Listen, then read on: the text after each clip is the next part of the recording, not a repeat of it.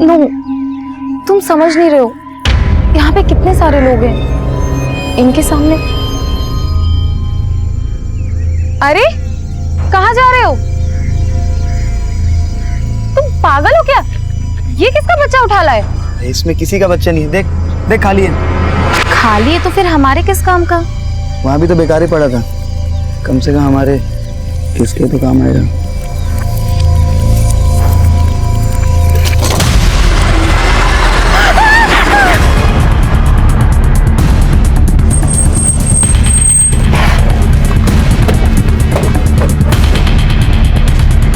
पीछे हटिए आप लोग।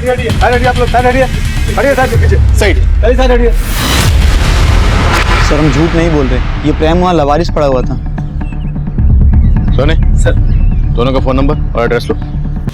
सर, लाश का सर गायब है और बॉडी को कई टुकड़ों में काटकर इन बच्चों के कपड़ों में भरा गया है और फ्रेम के निचले वाले हिस्से में डालकर बॉडी को यहाँ पे डंप किया गया। सर, बॉडी को यहाँ गार्डन में लाकर डंप किया गया, तो किसी ने तो देखा होगा। सर गार्डन और गार्डन के आसपास कहीं कोई सीसीटीवी नहीं है, लेकिन लोगों से पूछताछ चल रही है, शायद किसी ने कुछ फिटनेस किया हो। बॉडी को पोस्टमार्टम के लिए भेजिए। हो गया। नमस्कार, आदाब।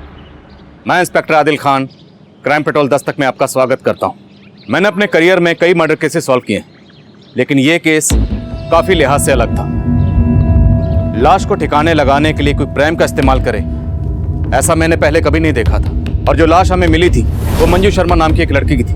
लाश को 22 टुकड़ों में काटा गया था और लाश का सर गायब था, लेकिन 3 महीने बाद भी हम उसकी पहचान पता नहीं कर पाए थे। अब ये केस बैकलॉग में चला गया, लेकिन 3 महीने बाद फिर से वही माहौल बना जिसने हम सबको हिला के रख दिया।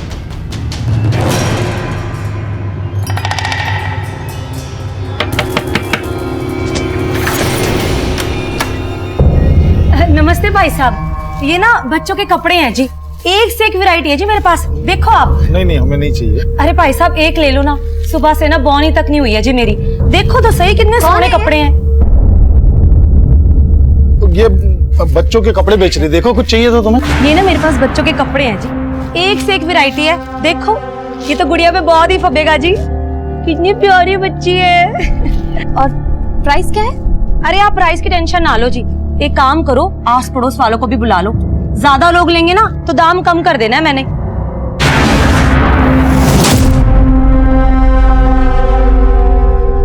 ये देखो जी बहन जी, एक से एक वैरायटी है मेरे पास। ये सारे कपड़े ना लुधियाना की फैक्ट्री से लेके आती हूँ जी मैं। यही कपड़े अगर आप मॉल में जाओगे ना 10 गुना ज्यादा रेट पे मिलेंगे आपको। देखो तो आप फैब्रिक नहीं देख रहे हो जी, देखो इसका कलर कितना सुंदर है। ये मैं माधव को ट्राई करवाती हूँ।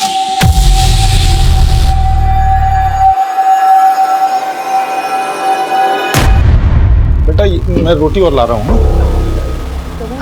अरे परमीला भाभी, आपने तो पूरा मार्केट लगा दिया आज। अरे बहन जी तुसी भी देखो ना कितने सोने सोने पीस है, ये देखो। हाँ।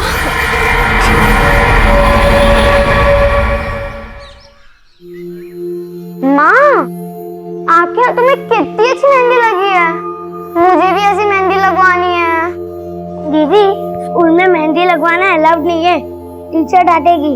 समर वेकेशन आ रही है तो मैं मेहंदी तो लगवा ही सकती हूँ, क्यों मम्मी? बिल्कुल बेटा, चलो आप जल्दी करो। माधव जल्दी, लेट हो रहे हैं स्कूल के लिए। चाबी ले ली तुमने? मैं भी ऑफिस जा रहा हूँ। हाँ ले ली, चलो जल्दी चलो, स्कूल के लिए लेट हो रहे। आओ जल्दी आओ, चलो माधव।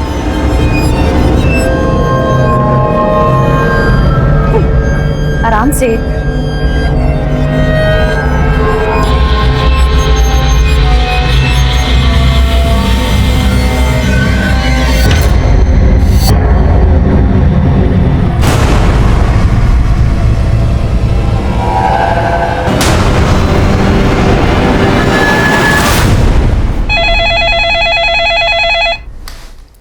हेलो,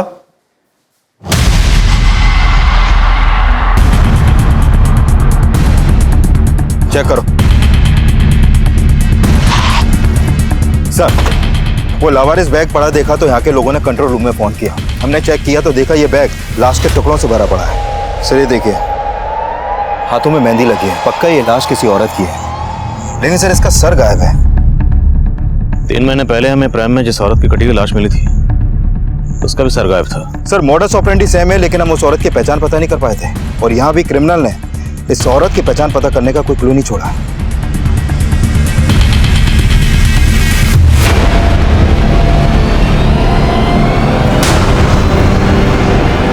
पापा पापा बोलो ना, मम्मी कब आएगी?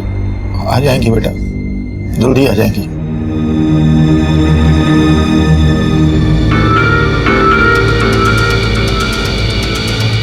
सर बॉडी को कई टुकड़ों में काटा गया है और सिर भी गायब है। सर 3 महीने पहले जो लाश हमें प्रेम में मिली थी उसको भी कई टुकड़ों में काटा गया था। उस बॉडी का और इस बॉडी का काटने का पैटर्न बिल्कुल सेम है। किसी छोटे हथियार से धीरे धीरे रेत कर काटा गया है। यानी इस औरत का किलर और उस औरत का किलर एक ही हो सकता है जिसकी लाश हमें 3 महीने पहले मिली थी। एब्सोल्युटली। Excuse me. बोले यादव। सर साईनगर थाने में प्रमिला नाम की एक औरत की मिसिंग कंप्लेंट फाइल हुई थी। सर कंप्लेंट उसके पति गोविंद ने दर्ज करवाई थी। इस गोविंद को बॉडी की शिनाख्त के लिए बुलाओ। Okay sir.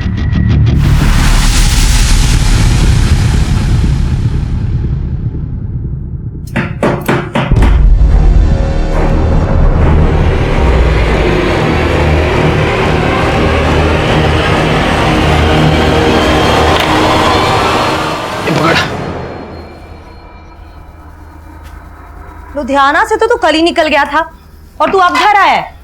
कहाँ पर था इतनी देर से? था कुछ काम। क्या काम था? साला इतनी दूर तो टेम्पो चला के आया और ऊपर से तो सवाल जवाब शुरू कर रही है। फिर चाय बना दे, बहुत थक गया हूं मैं। एक दरवाजे से दूसरे दरवाजे जा जाके ना मैं भी बहुत थक जाती हूँ। जानता हूँ, पर एक चाय तो बना दे। रुक, तू ना ये सब्जी काट दे। खाना खाना है ना तो मदद करनी पड़ेगी मेरी।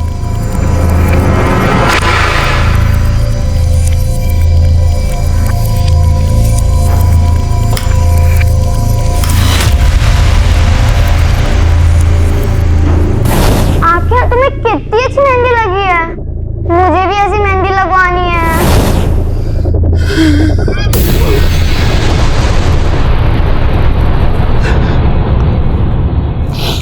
कल आखिरी बार मेरी प्रमिला से फोन पे बात हुई सर। गोविंद, आज आप फिर टिफिन ले जाना भूल गए? हाँ जानता हूँ, डोंट वरी, कुछ खा लूंगा बाहर में। वैसे बनाया क्या तुमने? मटर पनीर। लेकिन आप क्यों पूछ रहे हैं? आप तो वैसे भी बाहर खाने वाले हैं। अरे तो रात को घर पे आके खा सकता हूँ ना। अच्छा गोविंद, वो बच्चों के स्कूल से आने का टाइम हो गया तो मैं फोन रखती हूँ, उन्हें लेने जाना है। सर फिर मुझे पता चला कि प्रमिला बच्चों को लेने पहुंची नहीं थी। बच्चे वहां वेट करते रहे, फिर किसी पड़ोसी ने देखा तो वो बच्चों को लेके घर आए। वो घर आए तो देखा कि वहां ताला लगा हुआ है।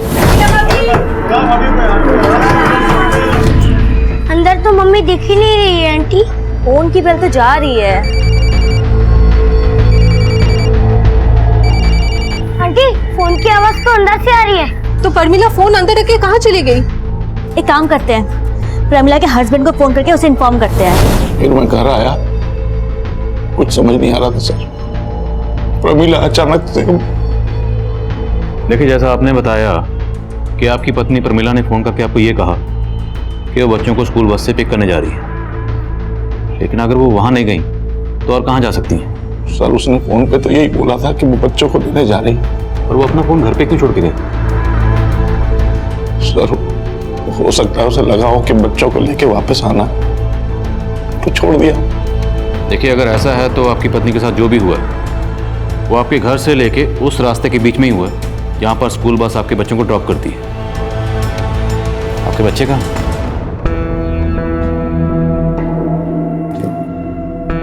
अरे आप लोग खाना क्यों नहीं खा रहे हो? देखो मम्मी आ जाएंगी। अगर यहाँ मन नहीं लग रहा तो हमारे घर चलो, बादल भी स्कूल से आ जाएगा, फिर खूब मस्ती करेंगे, खेलेंगे और खाना भी साथ में खाएंगे। चले? मुझे कुछ नहीं खाना आंटी। बेटा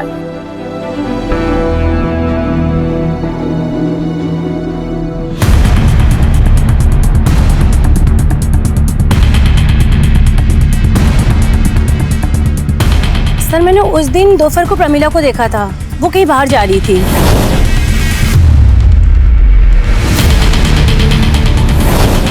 तो उस दिन प्रमिला को देख के आपको लगा कि वो कुछ अपसेट है या आपको कुछ अजीब लगा? नहीं सर, ऐसा कुछ भी नहीं लगा, क्योंकि वो हर रोज बस स्टॉप जाती थी बच्चों को लेने। बेटा अब बड़े हो ना, समझदार हो, भाई को समझाओ ना। मम्मी आ जाएगी जल्दी। पापा पापा मम्मी कहाँ है? मम्मी आएंगी बेटा, मम्मी आ जाएंगी। आप सर ये हमारी पड़ोसी। मैं मेघना। मैं विद्या। बेटा कौन से स्कूल में पढ़ते हो आप लोग? सर ये 3rd में है, ये 4th में। कविन जी,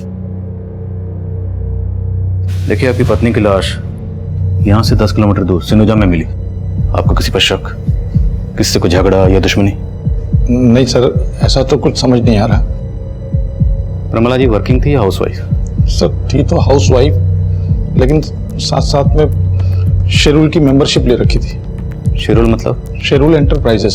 सर ब्यूटी प्रोडक्ट बनाते हैं ये लोग। तो प्रमिला आसपास पड़ोस में और रिलेशन में ये प्रोडक्ट बेचती थी।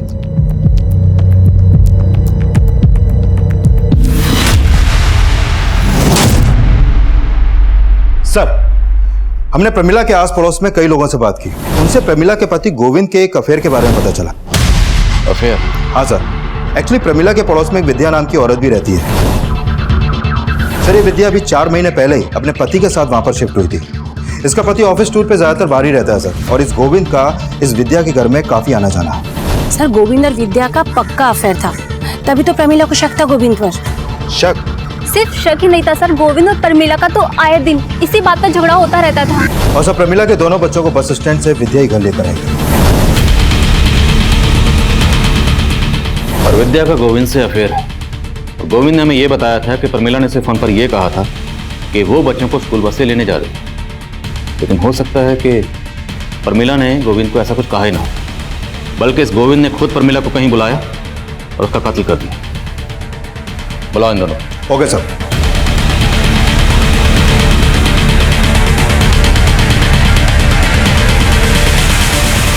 बेटा आंटी बोले कुछ खा नहीं रहे थे, कुछ खा लो है ना।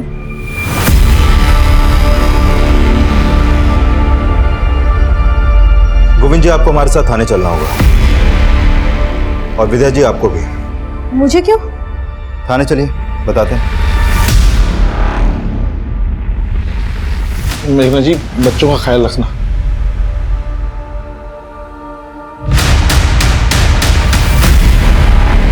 सर आप बेवजह हम पे शक कर रहे हैं सर। हम शक नहीं कर रहे, बल्कि हम तो मान रहे हैं कि तुम दोनों ने प्रमिला का मर्डर किया। नहीं सर, हम दोनों ने ऐसा कुछ नहीं किया है। अच्छा, इसके बच्चों को स्कूल बस से लेने तुम ही गई थी ना? हाँ सर। अब तुम बोलो, प्रमिला को कहाँ बुलाया और कहाँ उसका मर्डर किया? सर ये क्या कह रहे हैं आप सर? हम लोगों ने ऐसा कुछ नहीं किया सर। सर मैं अपने बच्चों की कसम खा के कह रहा हूँ, नहीं किया सर कुछ भी। सर मानते हैं हमारा रिश्ता गलत है, लेकिन प्रमिला के मर्डर से हमारा कोई लेना देना नहीं है सर। हाँ सर।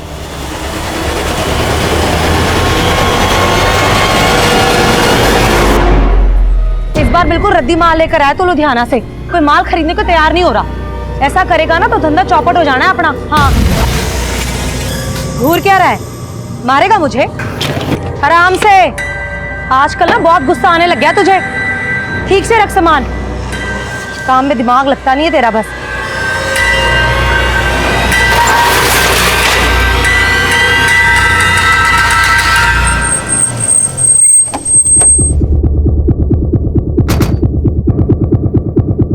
सर ये प्रमिला की पोस्टमार्टम रिपोर्ट। सर रिपोर्ट में सामने आया है कि प्रमिला का मर्डर उसी शाम हो गया था जिस दिन उसके पति गोविंद ने उसकी मिसिंग कंप्लेंट दर्ज करवाई थी।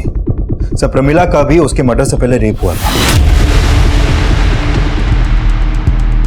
3 महीने पहले हमें जिस औरत की लाश मिली उसका भी पहले रेप हुआ, फिर मर्डर हुआ।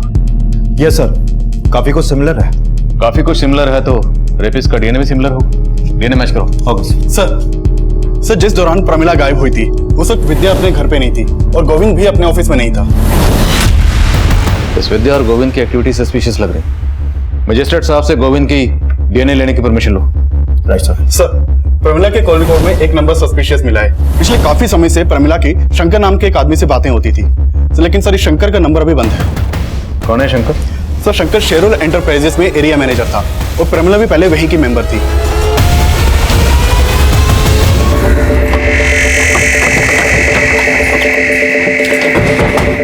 यस सर, शंकर पहले हमारी कंपनी में था, उसी ने प्रमिला को हमारी कंपनी में इंट्रोड्यूस किया था, पर सर बाद में प्रमिला ने उसकी कंप्लेंट की। सर कैसी कंप्लेंट?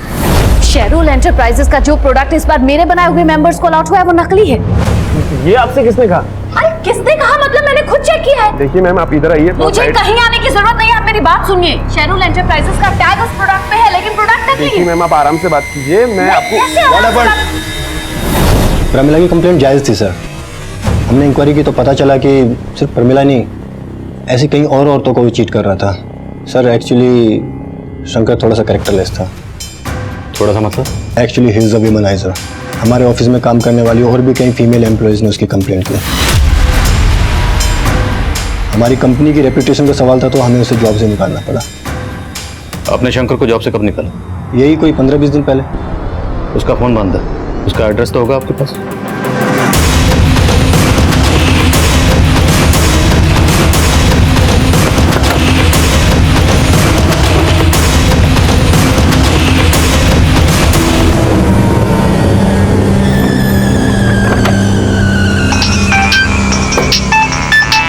हाँ विकास। सर शंकर के घर में ताला लगा है। आसपास में पूछा लेकिन किसी को भी नहीं मालूम कि इस वक्त कहाँ है वो। अब गोविंद और विद्या के अलावा ये शंकर भी हमारा सस्पेक्ट है। इस शंकर के लिए लुकआउट नोटिस जारी करो। नमस्ते जी, मैं शंकर शेरुल ब्यूटी प्रोडक्ट से। मैंने आपको कॉल किया था ना? जी जी, आइए प्लीज। Thank you.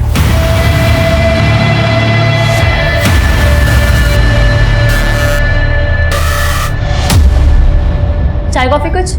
नहीं शुक्रिया, आप आइए ना, बैठिए। 2 मिनट में मैं आपको स्कीम समझा दूंगा। आइए, पहले ना आप मेरी स्कीम सुन लीजिए, और बस थोड़ी सी इन्वेस्टमेंट है और आप घर बैठे बहुत पैसे कमा सकती है। पर कैसे? बहुत ही सिंपल है मैम। जैसे ही आप हमारी कंपनी की मेंबरशिप लेंगी तो आपको एक ऐसी प्रोडक्ट किट दी जाएगी और आप अपनी ही तरह बाकी लोगों को भी ये प्रोडक्ट बेच के अच्छे पैसे कमा सकोगी।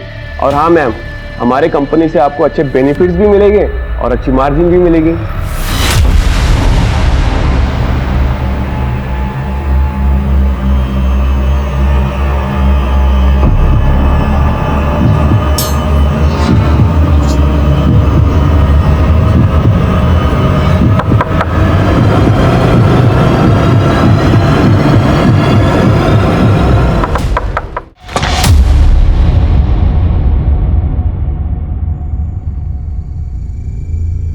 अरे सुनो, मैंने एक बेहतरीन प्लान किया है।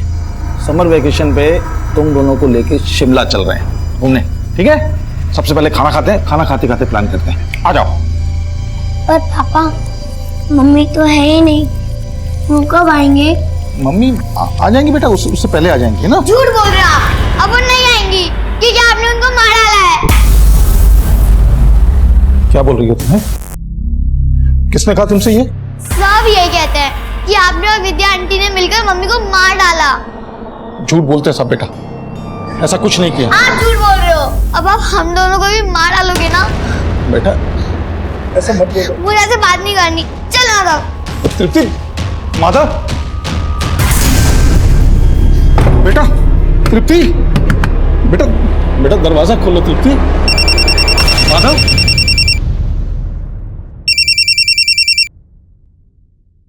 हेलो हेलो गोविंद, तुषार बोल रहा था। मेघना माधव और तृप्ति के साथ है क्या? नहीं तो यहाँ तो नहीं है मेघना। पता नहीं कहाँ चली गई। उसकी शॉप भी बंद है, फोन भी नहीं लग रहा उसका। गोविंद, मैं माधव को थोड़ी देर तुम्हारे यहाँ छोड़ दूं क्या? मैं उसकी मम्मी को ढूंढ लूंगा जब तक। हाँ छोड़ दो।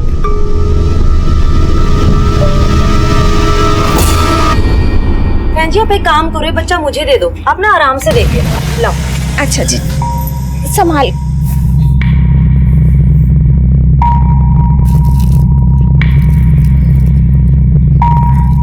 डिजाइन कुछ खास नहीं है, आपके पास कोई और कलेक्शन है?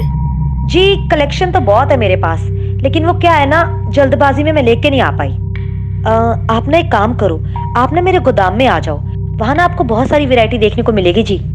और बहन जी आपका गोडाउन कहाँ है? आप एक काम करो, पेन और पेपर ले आओ, मैं गोडाउन का एड्रेस लिख के दे देती हूँ आपको। अभी राइट। हाँ।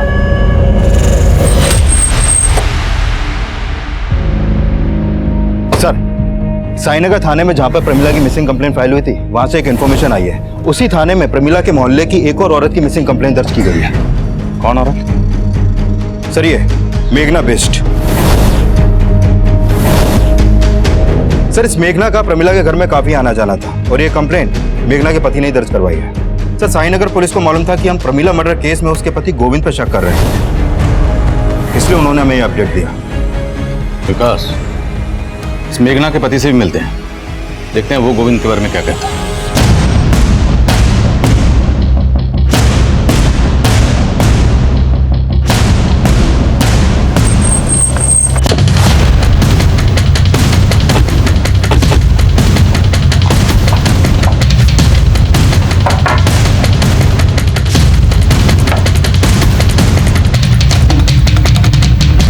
सर साईनगर थाने की पुलिस भी मुझसे विद्या और गोविंद के बारे में पूछ रही थी, क्योंकि उनको डाउट था कि प्रमिला के मर्डर में उन दोनों का हाथ हो सकता है। लेकिन मेरी बीवी को लगता था कि प्रमिला के मर्डर में गोविंद और विद्या नहीं हो सकते।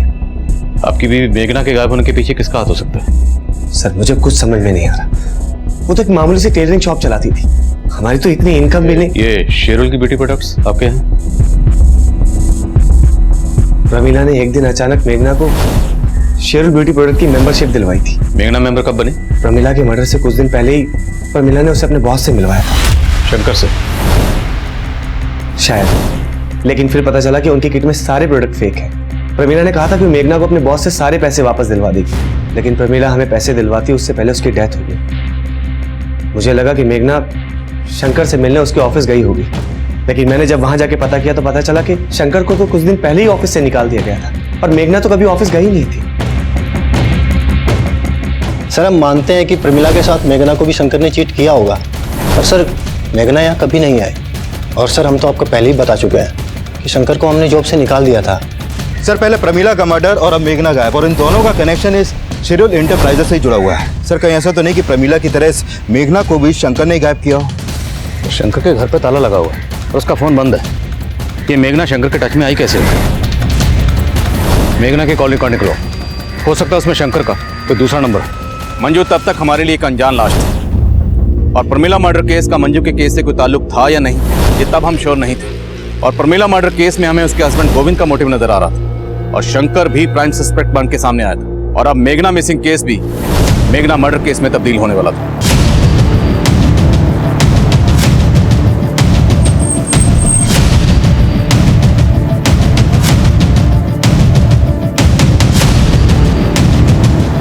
सर इस औरत की बॉडी को भी चॉप करके डंप किया गया, इसका सर भी गायब है। कहीं ये मेघना तो नहीं?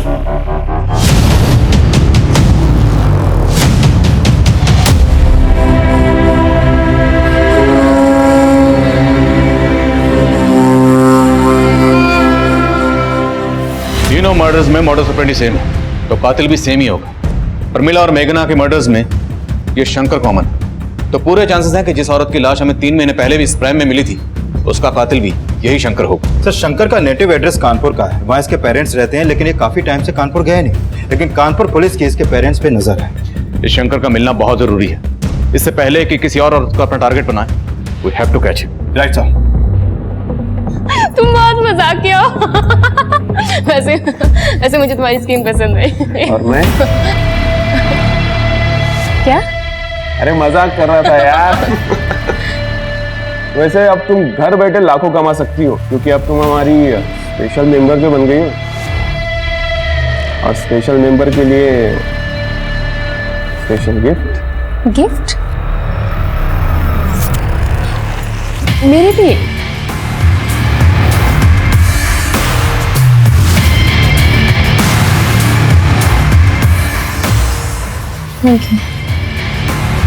सर इस मेघना के कॉल रिकॉर्ड में ऐसा कोई नंबर नहीं मिला जो शंकर से कनेक्टेड हो। लेकिन सर जिस समय मेघना का फोन रानीगंज मार्केट में बंद हुआ, उस समय गोविंद का फोन भी वहां पर एक्टिव था।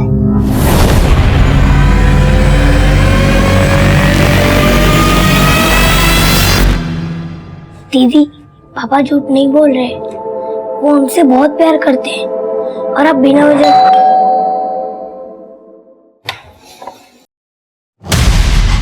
ले चलो इनको। लेकिन चलिए मेरी बात सुनिए सर। चलिए चलिए। पापा देखिए मेरी बात। पापा पापा अंकल अंकल कहाँ ले जा रहे हो मेरे पापा को? पापा पापा झूठे हैं। पापा नहीं मम्मी को मारा है। अरे मैं कुछ नहीं किया यार, आप लोग बार बार पकड़ लेते हो सर। समझते क्यों नहीं आप लोग? पहले तू हमें समझा। प्रमिला को तुमने मारा विद्या के लिए, लेकिन मेघना को मारने के पीछे तेरा मोटिव क्या था? सर मैं बार बार कह रहा हूँ, न मैंने मेघना को मारा न प्रमिला को मारा। सर आप कैसी बात कर रहे हैं? जिस दिन मेघना का फोन रानीगंज में स्विच ऑफ हुआ उस दिन तेरा फोन वहीं एक्टिव था। अब ये महज इत्तेफाक तो नहीं हो सकता?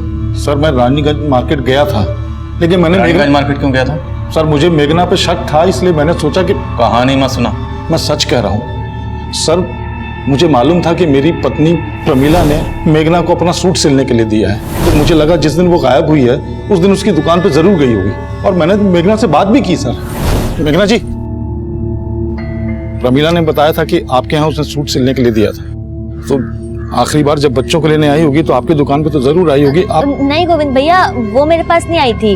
अगर वो आई होती तो मैं आपको पहले बता देती। लेकिन आपको मुझे लेट हो रहा है, मैं भी चलती हूँ। सर मुझे लगा मेघना झूठ बोल रही है, तो मैं उस पर नजर रखने लगा और उसका पीछा करते हुए रानीगंज मार्केट गया था मैं। सर मुझे लगता है मेघना को पता चल गया था कि मैं उसका पीछा कर रहा हूँ, इसलिए वो मार्केट में चालाकी से गायब हो गई। सर चालाकी तू कर रहा है?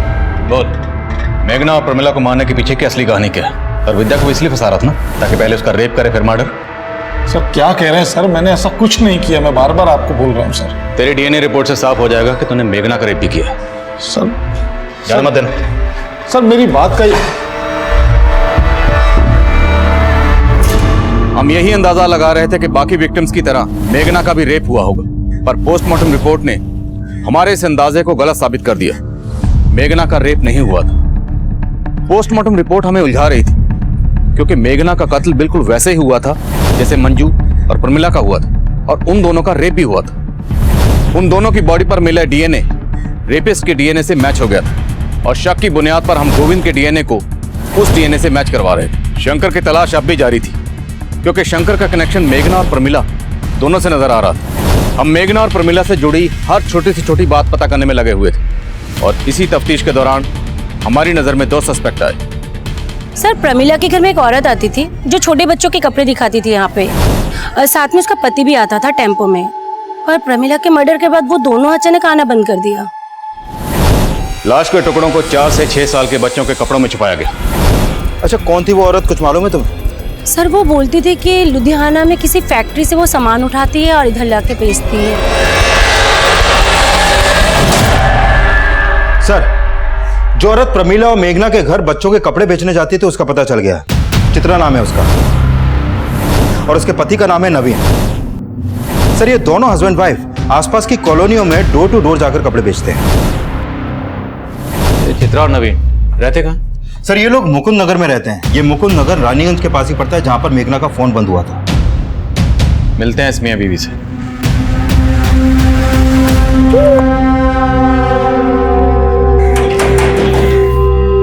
जी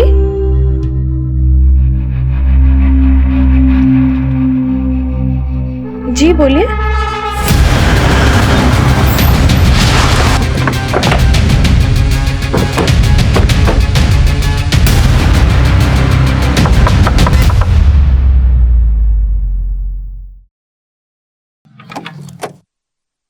चित्रा जी चेक करो सब्जेक्ट। अरे कोई भी गाना छोड़ना है ये सब आप कोई ना क्या कोई कर रहे जरूर मिलेगा। चेक कर। हैं? अरे मेरे घर में इस तरीके से छानबीन क्यों कर रहे हैं सर? अभी पता चलेगा। सुना तो डोर टू डोर जाकर डिलीवरी नहीं करती, कस्टमर को अपने डोर तक भी बुलाती। कितनी औरतों को बुलाया अभी तक? सर ये आप क्या कह रहे हैं? मुझे कुछ समझ में नहीं आ रहा है। सब समझ में आ जाएगा। ये कपड़े तो नहीं बेचे हैं ना? नहीं सर ये कपड़े मैंने किसी को नहीं बेचे जी। अच्छा तब तो तू इस आदमी को भी नहीं जानती होगी। नहीं सर मैं इस आदमी को भी नहीं जानती। तेरा पति कहाँ है? जी वो तो लुधियाना गया हुआ है। झूठ बोलती है? मैडम जी मैं झूठ नहीं बोल रही हूँ, सच बोल रही तेरे हूँ। पति का फोन नंबर और टेम्पो का नंबर बोल। ठीक है सर जी। सर चित्रा के पति नवीन का नंबर अभी रानीगंज में एक्टिव है और उसकी बीवी बोली थी वो लुधियाना गया। उसके फोन की एग्जैक्ट लोकेशन ट्रैक करने के लिए कहो और बोलो तुरंत मेरे फोन पे भेजें। सर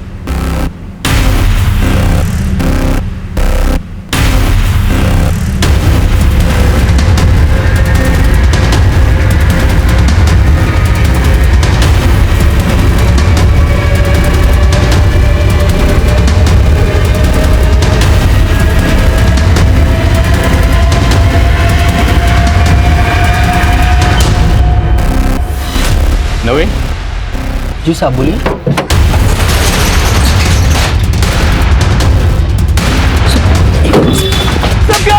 साहब बोलिए साहब देखिए, ये देखिए सर।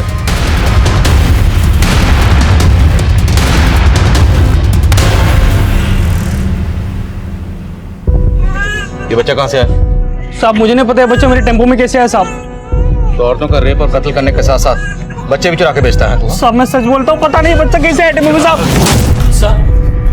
साहब यकीन मानिए मैंने कुछ नहीं किया साहब। तू जो करता तेरी बीवी भी जानती है ना? सीधा सीधा बोल वरना उधेड़ के रख देंगे। साहब मैं लुधियाना जा रहा था, वो रानीगंज मार्केट से गारमेंट वाले का पेमेंट उठाना था इसलिए मैं वहां रुक गया। आप चाहे तो पता कर सकते हैं। ये ऐसे नहीं मानेगा, उधेड़ ऐसे बोल। साहब मैंने कुछ नहीं किया साहब। साहब मैंने कुछ नहीं किया। साहब मैंने कुछ नहीं किया। साहब ठीक सर, इस नवीन को बहुत तोड़ा लेकिन वो किसी भी मर्डर में अपना हाथ होने से इनकार कर रहा है और मैंने कंफर्म किया कि वो आज वाकई में रानीगंज के गारमेंट शॉप से अपना पेमेंट लेने ही गया था। मुझे सर नवीन की बीवी चित्रा ने उस बच्चे को आइडेंटिफाई किया है जो उनके टेम्पो में मिला था। उसने बताया कि वो बच्चा उसकी एक कस्टमर अनुषा का है। लेकिन सर चित्रा इस बात से खुद हैरान है कि बच्चा उसके पति नवीन के टेम्पो में कैसे पहुंचा। अनुषा, पता करो ये अनुषा कहाँ रहती? सर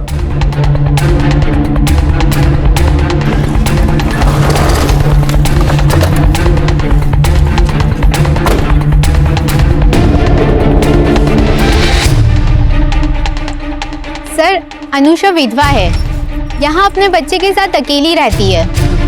अच्छा कहाँ गई है ये, अभी कुछ मालूम है तुम्हें? 3-4 घंटे पहले मैंने उसे किसी आदमी के साथ जाते देखा था।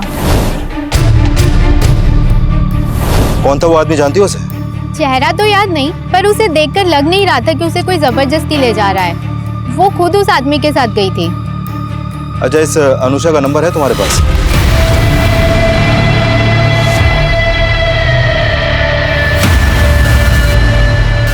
सर अनुषा का फोन भी रानीगंज मार्केट में बंद हुआ था। रानीगंज, और रानीगंज से हमने नवीन को पकड़ा था बच्चे के साथ। सर ये नवीन अभी भी कुछ नहीं उगल रहा है और मैंने कंफर्म किया कि ये अनुषा के घर के बाहर देखा ही नहीं गया है। सर हो सकता है ये अनुषा किसी और के साथ मार्केट गई हो। शंकर, हो सकता है ये नवीन शंकर को जानता और अनुषा का बच्चा शंकर ने नवीन को दिया। साहब मैं शंकर को नहीं जानता, पता नहीं वो बच्चा मेरे टेम्पो में कैसे आया।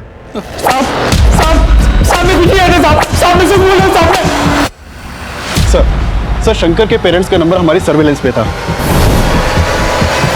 सर शंकर के पेरेंट्स के नंबर पे इस नंबर से फोन आया था। जब इस नंबर के बारे में पता किया तो पता चला कि ये शंकर का ही दूसरा नंबर है जो आगरा के एड्रेस पर रजिस्टर्ड है। सर ये नंबर को ट्रेस कर लिया गया है, इस वक्त लखनऊ में एक्टिव है।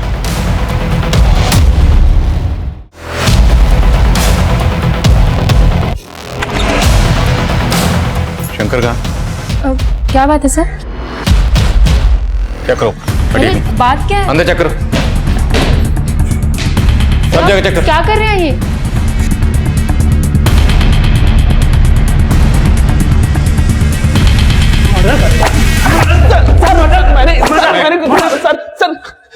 सर मैं मानता हूँ कि मैंने कई औरतों को चीट किया है और प्रमिला जैसी कई औरतों को मुझसे प्रॉब्लम भी थी सर, लेकिन मैंने मर्डर नहीं किया सर। तो फिर इतने दिनों से गायब क्यों था? सर मैंने फ्रॉड किया था इसलिए गायब हो गया था। ये ऐसे नहीं मानेगा, प्लीज कंटिन्यू। बोल।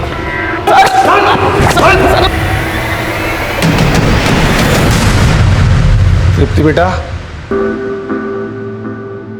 चुपचाप क्यों बैठी हो? पापा ने आज तुम्हारे लिए सरप्राइज प्लान किया है। तुम चाहती थी ना कि तुम भी मम्मी की तरह मेहंदी लगाओ। देखो क्या लाया हूं तुम्हारे लिए, ये देखो। और इतनी प्रैक्टिस की है तुम्हारे लिए कि अब तुम्हें भी मम्मी की तरह बिल्कुल राज। पापा दीदी आप पर ट्रस्ट नहीं करती, मैं करता हूँ ना। आप मुझे मेहंदी लगा दो। मेहंदी लगाने के बाद पापा मम्मी की तरह तेरी भी हाथ काट देंगे। तृप्ति, दरवाजा खोलो तृप्ति। सर जिस दौरान अनुषा का फोन रानीगंज मार्केट में बंद हुआ उस समय शंकर रानीगंज में था ही नहीं और ये भी नवीन की तरह बार बार यही बोल रहा है कि इसका किसी भी मर्डर में हाथ नहीं है। और सर नवीन और चित्रा के घर में भी ऐसा कोई क्लू नहीं मिला है जिससे लगे कि वहां पर कोई मर्डर हुआ है। मेघना का फोन भी रानीगंज में ही बंद हुआ था और उसकी लाश मिली।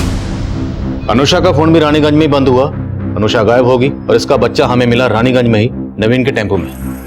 और जिस पार्क में हमें औरत की कटी हुई लाश प्रेम में मिली थी वो पार्क भी रानीगंज में ही है। और प्रमिला जाने से पहले अपना फोन घर पर छोड़ के गई थी। तो हो सकता है शायद प्रमिला भी रानीगंज में कहीं गई हो।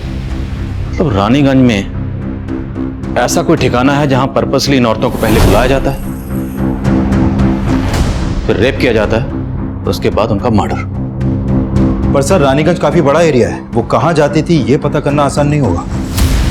पर पता करना तो है ना। रानीगंज में जहां जहां सीसीटीवी है सब जगह की सीसीटीवी फुटेज निकालो, उसे खंगालो, खासकर उस वक्त की जब हमें इस औरत की कटी हुई लाश वहां मिली थी। हो सकता है इससे हमें इस औरत की पहचान मिले और हम कातिल तक पहुंच जाएं।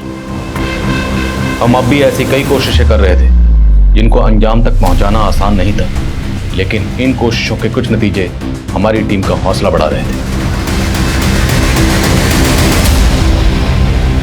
सर आपका अंदाजा बिल्कुल सही था। प्रमिला की हत्या वाले दिन वो रानीगंज मार्केट के एक सीसीटीवी में कैप्चर हुई थी और मेघना उसी मार्केट के दूसरे सीसीटीवी में। ये देखिए सर। लेकिन इसके बाद ये लोग कहाँ गए होंगे इसका पता नहीं चल पाया। रानीगंज में उस क्राइम सीन तक पहुंचने के लिए अभी हमें और हाथ पैर मारने थे, और जब हमने रानीगंज का 3 महीने पुराना डंप डाटा स्टडी किया तो हमें उस मंजू की पहचान भी मिल गई जिसका कत्ल 3 महीने पहले हुआ था। सर हमने रानीगंज मार्केट का 3 महीने पहले का डंप डेटा स्टडी किया। उसमें 5 नंबर ऐसे मिले जो अभी बंद है, जिसमें से 4 नंबर मेल के नाम पे रजिस्टर्ड है और 1 नंबर इस मंजू शर्मा के नाम पे रजिस्टर्ड है। सर इस मंजू की उम्र लगभग 26 साल की है और जिस औरत की लाश हमें 3 महीने पहले मिली थी उसकी उम्र भी 25 से 28 साल के बीच की थी। और ये नंबर तो मथुरा के एड्रेस पर रजिस्टर्ड है। राइट सर, लेकिन इस मंजू का लखनऊ में भी आना जाना था और सर मेघना के कॉल रिकॉर्ड में भी मंजू का नंबर मिला है। मेघना तुषार की बीवी? हाँ सर, और ये भी पता चला है कि तुषार ने एक गोडाउन रेंट पे ले रखा है जो रानीगंज में है। ये वहां का एड्रेस है सर।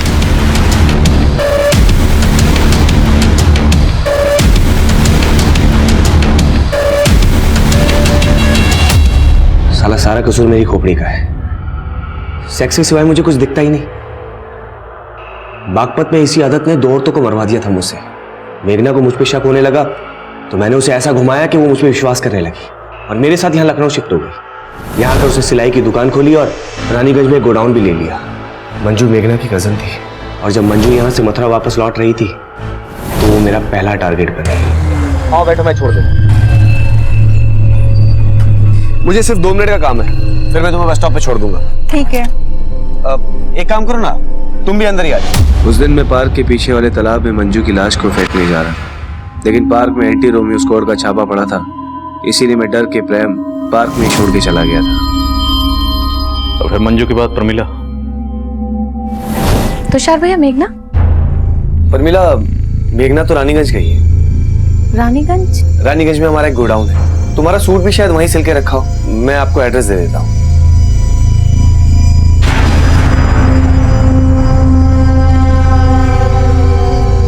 मंजू और प्रमिला के मर्डर के बाद मेघना को मुझ पे शक होने लगा, इसलिए मुझे उसे भी रास्ते से हटाना पड़ा। इसलिए बहाने से मैंने उसे गोडाउन पे बुलाया और फिर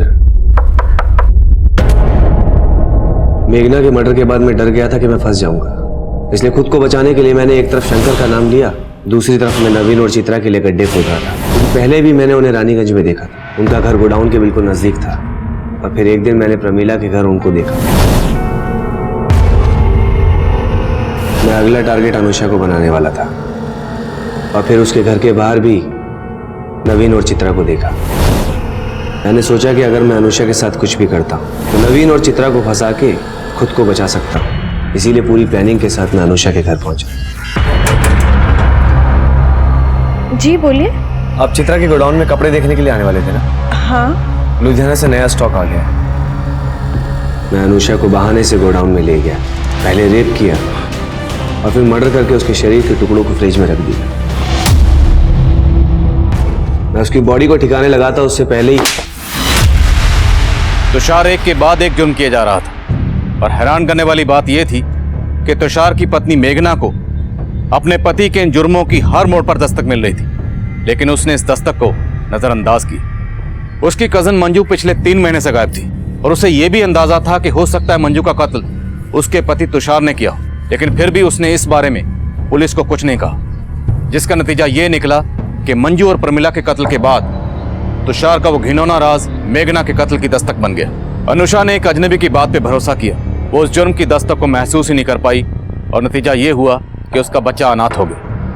कोई भी जुर्म होने से पहले दस्तक जरूर देता है। इस दस्तक को सुनिए और किसी भी जुर्म को होने से पहले उसे रोकिए। अब मैं आदिल खान आपसे इजाजत लेता हूं। आपसे फिर मुलाकात होगी एक नए केस के साथ। तब तक देखते रहिए क्राइम पेट्रोल दस्तक। मकसद बताना नहीं, बचाना है।